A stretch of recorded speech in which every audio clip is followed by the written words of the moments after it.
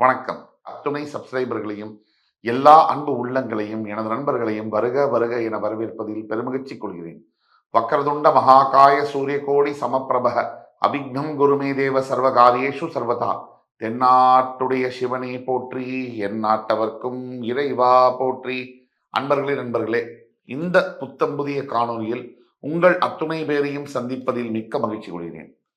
இன்னைக்கு இந்த புத்தாண்டு சிறப்பு பலன்கள் வரிசையில 2025 வரிசையில நம்ம பார்த்துட்டு வர்றதுல கன்னி ராசி வரைக்கும் பார்த்துருக்கோம். இன்னைக்கு நம்ம பார்க்க போற ராசி துலாம் ராசி.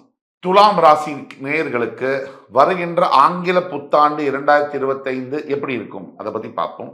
இந்த வீடியோல வருகின்ற ஆங்கில புத்தாண்டுல 3 கிரக பயிற்சிகள் இருக்கு, முக்கிய நிகழ்வுகள் இருக்கு. ஒன்று, சனி பகவானுடைய சனிப்பயிற்சி மார்ச் 29, 2025 என்று நடக்கவிருக்கின்ற திருக்கணித பஞ்சாங்கப்படி கும்பராசியிலிருந்து மீனராசிக்கு பெயரவிருக்கின்ற சனி பகவான். அதற்கு அடுத்தபடியாக குரு பயிற்சி அடுத்த மாதமே வந்துடும். அதற்கு அடுத்தபடியாக ராகு கேது பயிற்சி ஒரு 2-3 மாதம் கழிச்சு வரும்.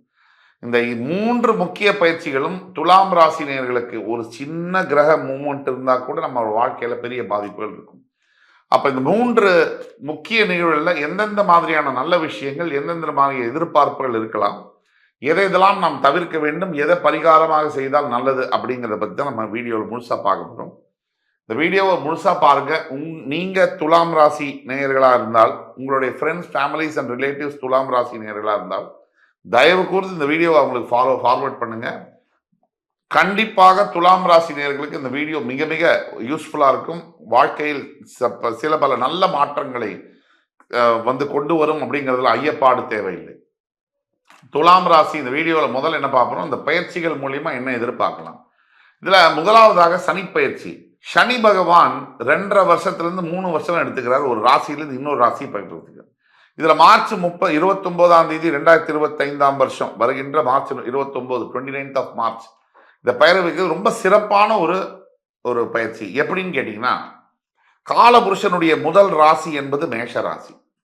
தொடர்ந்து மேஷம் முதல் ரிஷபம், மிதுனம், கடகம், சிம்மம், கன்னி, துலாம், விருச்சிகம், தனுசு, மகரம், கும்பம், மீனம். இந்த மீனம் என்பது 12வது ராசி. காலபுருஷனுடைய முதல் வீடு மேஷ ராசியில தொடங்கி அவர் மீனராசின்னு சொல்லக்கூடிய இந்த 12ஆம் வீட்டிற்கு வருவதற்கு சரியாக 30 வருஷம் பிடிக்குது. இந்த 30 வருஷம்ங்கிறது மிகப்பெரிய ஒரு பீரியடு. அதாவது 3 டிகேடுன்னு சொல்லுவோம். 3 தலைமுறைகள் எடுத்துக்கிறார். 3 தலைமுறைகளுக்கு முன்னாடி சனி பகவான் மேஷராசியில் இருந்தார். ஒரு தலைமுறை முடிஞ்சு அடுத்த தலைமுறை முடிஞ்சு அடுத்த தலைமுறையும் முடிய போகுது. இப்பதான் மீனராசிக்கு வரார். இப்பேற்பட்ட சிறப்பு இந்த பயிற்சிக்கு உண்டு. மோட்சஸ்தானத்திற்கு வருகின்ற சனி பகவான் ஒரு மனிதனுடைய ஆன்மீகம், ஆண்டவனுடைய துணை, அவருக்கு நடக்கக்கூடிய எல்லா நல்ல விஷயங்களுக்கும் காரணம் இறைவனுடைய துணை. அந்த இறைவனுடைய ஆசீர்வாதம் வேணும்னா மோட்சகாரகன், மோட்சஸ்தானம் வலுவா இருக்கணும். அந்த மோட்சஸ்தானத்திற்கு வருகின்ற சனி பகவான் கும்பத்திலிருந்து பெயர்ந்து மீனத்திற்கு வருவார். இப்ப மீனத்திற்கு வரக்கூடிய சனி பகவான் என்னென்ன மாதிரி நல்ல பலன்களை துலாத்திற்கு செய்வார். முதல் பாயிண்ட், துலாம் ராசியில தான் சனி பகவான் உச்சம் பெறுகிறார். இந்த துலாம் ராசி சனி பகவானுடைய ஒரு ராஜயோக ஒரு ராசி அப்படின்னு சொன்னா மிகையல்ல. தான் சொந்த வீட்டுல மகரம், கும்பத்துல உச்சம் பெறாதவர் துலாம்ல உச்சம் பெறுவார். ஆக இந்த வருகின்ற ஆண்டு ரொம்ப அமோகமான ஆண்டாக இருக்கும்.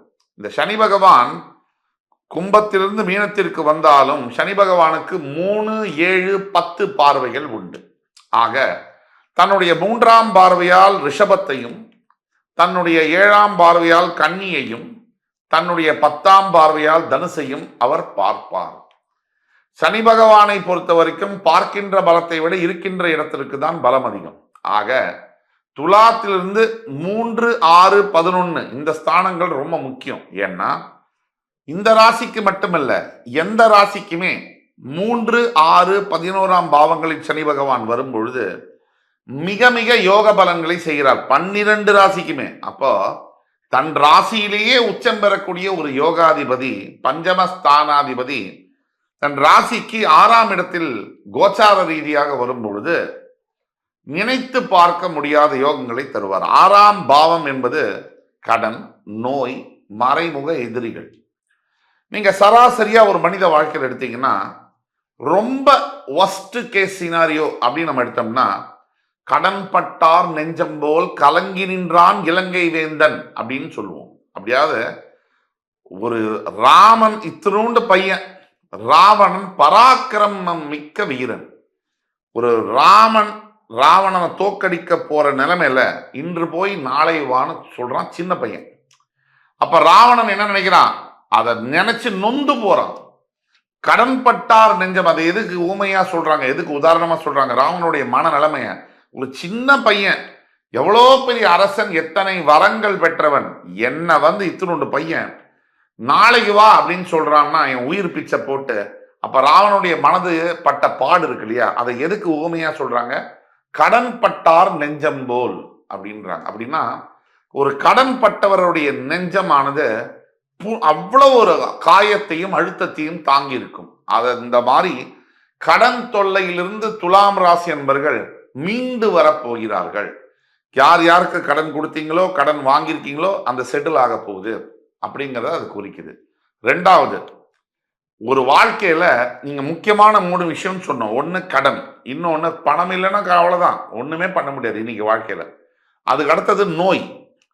எல்லாமே இருக்கு ஒரு வாழ்க்கையில. உங்களுக்கு வந்து நல்ல ஒரு உத்தியோகம் இருக்கு, நல்ல வியாபாரம் நடக்குது, நல்ல ஒரு பணம் வருது, ஆடி கார் வச்சிருக்கீங்க, நல்ல மனைவி, மக்கள், வாசல், வீடு எல்லாமே இருக்கு. இதையெல்லாம் அனுபவிக்க என்ன வேணும்? உடம்பு வேணும். அந்த உடம்பு இல்லை, எதுவுமே இல்லை. அப்பேற்பட்ட நோயற்ற வாழ்வே குறைவற்ற செல்வம் அப்படின்னு சொல்லக்கூடிய அளவுல இந்த மறைமுக நோய்களை களைகிறார் சனி பகவான். துலாம் ராசி என்பர்கள் எந்த மாதிரி நோயில இருந்தாலும் அந்த நோய்களை களைவதற்காக சனி பகவான் வருகிறார். இப்ப நம்ம சொல்லக்கூடியதெல்லாம் பொதுவான பலன்கள். உங்களுடைய ஜாதகத்தில், பிறப்பு ஜாதகத்தில் இருக்கக்கூடிய துல்லியமான பலன்களை தெரிய வேண்டும் என்றால் கீழே கொடுக்கப்பட்டுள்ள வாட்ஸ்அப் நம்பர்ல எங்களை தொடர்பு கொண்டு பேசும்போது தான் நாங்கள் உங்களுக்கு ஆன்லைன் அப்பாயின்மெண்ட் பண்ணி தருவோம். அப்ப நீங்க இன்னும் சிறப்பான துல்லியமான பலன்களை கேட்டறியலாம். இப்ப சொல்லக்கூடிய பலன்கள் 65% உங்களுக்கு ஒர்க் ஆகும். ஒரு 35% ஒர்க் ஆகாம இருக்கலாம். காரணம் உங்களுடைய பிறப்பு ஜாதகமாக. ஆக இந்த 6ஆம் பாவத்தில் இருக்கக்கூடிய நோய்களை களைவார். அதாவது உங்களுக்கு இருக்கக்கூடிய எல்லா விதமான உடல் உபாதைகள், உடல் வியாதிகள் தீர்க்கப்படும்.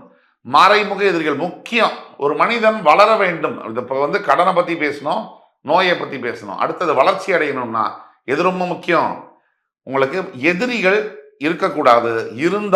எதிரிகள் இருந்தாலும் அந்த எதிரிகள் உங்களை வெல்லக்கூடாது. நீங்கள் வந்து ஸ்ட்ராங்கா இருக்கணும், எதிரிகள் வீக்கா இருக்கணும். இப்ப மறைமுக எதிரிகளால் வரக்கூடிய தாக்குதல்கள், எதிரிகளை நீங்கள் துவம்சம் செய்ய போகிறீர்கள், தவிடுபொடியாக போகிறார்கள், அது பந்தாட போகிறீர்கள். இதெல்லாம் சொல்றதுதான் இந்த தனிப்பயிற்சி. ஆக துலாம் ராசி நேயர்களை பொறுத்த வரைக்கும் நாள்பட்ட, மாதங்கள் பட்ட, ஆண்டுகள் பட்ட கடன்கள் தீரும். நோய்கள், அதுல இருந்து நீங்க வெளியில வருவீங்க. தேவையில்லாத மருத்துவ செலவு எல்லாம் இல்லாம இருக்கும். அதே மாதிரி எதிரிகளை நீங்கள் துவம்சம் செய்ய போகிறீர்கள். இந்த 3 பாயிண்ட். அடுத்தபடியாக உங்களுடைய 8ஆம் வீடு என்று சொல்லக்கூடிய உங்களுடைய ராசிநாதனுடைய இன்னொரு வீடு ரிஷபத்தை அவர் பார்ப்பதனால் வெளிநாடு சம்பந்தப்பட்ட தொடர்புகள் ஏற்படலாம். ஃபாரின்ல எஜுகேஷன், வேலைகள், கல்யாணம், செட்டில் ஆகிறது ஏற்படலாம். அதே மாதிரி 7ஆம் பார்வையால், சனி பகவானுடைய 7ஆம் பார்வையில் உங்களை விரயஸ்தானத்தை பார்ப்பதனால் நல்ல தாம்பத்தியம், சிறப்பான ஒரு தாம்பத்தியம் அமையக்கூடிய வாய்ப்புகள் இருந்தாலும் கூட தேவையில்லாத சில உறவுகளை நீங்கள் தவிர்க்க வேண்டும். சாதாரணமா பழகக்கூடிய நட்பு வேறு விதமா மாறலாம். அதற்கு அடுத்தபடியாக பார்த்தீங்கன்னா உங்களுடைய 3ஆம் இடம் என்று சொல்லக்கூடிய உதயஸ்தானத்தை சனி பகவான் பார்ப்பதனால முயற்சிகள் எடுத்தா வெற்றி பெறும். ஆனா பிளான் பண்ணி சரியான நேரத்துல, சரியான விதத்துல, சரியான ஆளுகிட்ட, சரியான முறையில அந்த முயற்சியை எடுக்கணும். இதை நீங்க பார்த்துக்கணும். ஒட்டுமொத்தத்துல துலாம் ராசி நேயர்களுக்கு உச்சகட்ட ராஜயோக பலன்களை இந்த சனி பயிற்சி தரும் அப்படின்னா அது மிக இல்லை. அடுத்து வரக்கூடிய குரு பயிற்சி. குரு பகவான் வந்து இப்ப இருக்கக்கூடியது மேஷராசியிலிருந்து ரிஷபராசிக்கு பெயரவிருக்கிறார். ஸோ ரிஷபராசிக்கு பெயரவிருக்கின்ற குரு பகவான் எண்ணற்ற வாய்ப்புகளை உங்களுக்கு தருவார். ரிஷபத்திலிருந்து மிதுனத்துக்கு வரக்கூடிய குரு பகவான் இன்னும் சிறப்பான வாய்ப்பை தருவார் அப்படிங்கிறத நம்ம இந்த வரக்கூடிய ஆண்டில் எதிர்பார்க்கிறோம்.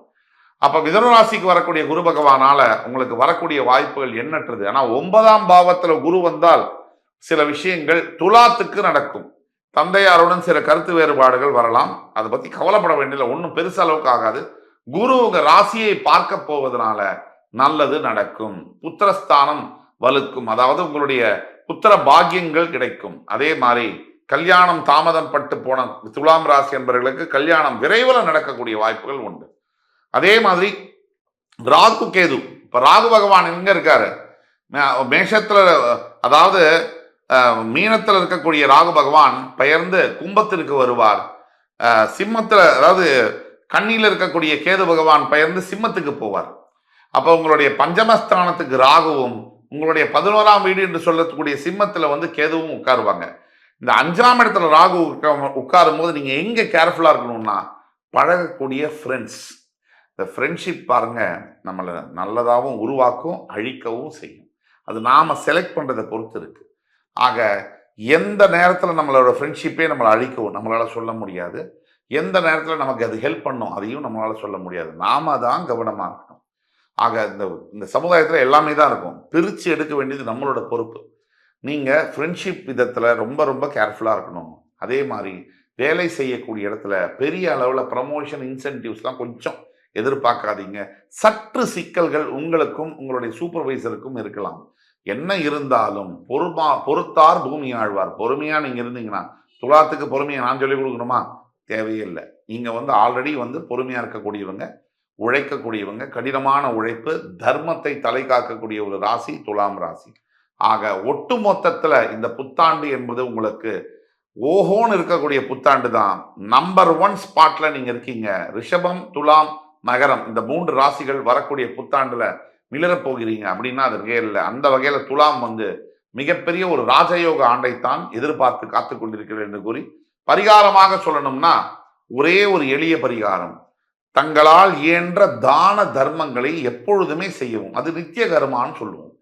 படிப்புக்கு, சாப்பாடுக்கு, ஆடை அணிகலன்களுக்கு, ஒரு ஒரு துணி இல்லாமல் இருக்காங்க, ஒரு பெட்ஷீட்டு, ஒரு குளிர்காலத்துல போத்திக்கிறதுக்கு ஒரு பெட்ஷீட், இப்படி உங்களால முடிஞ்ச உதவியை செய்யும் பொழுது அந்த ஆண்டவன் இறங்கி வந்து உங்களுக்கான உதவிகளை தன்னாலவே செய்வார். கவலையே வேண்டாம். காலம் உங்களுக்கான காலமாக இருக்கிறது. விரைந்து நடைபோடுங்கள், வெற்றியை பாருங்கள் என்று கூறி அடுத்து வரும் காணொலியில் மறுபடி உங்கள் எல்லோரையும் சந்திக்கும் வரை உங்களிடமிருந்து விடைபெறுவது உங்கள் சுபாஷ் பாலகிருஷ்ணன். நன்றி, வணக்கம், வாழ்க வளமுடன்.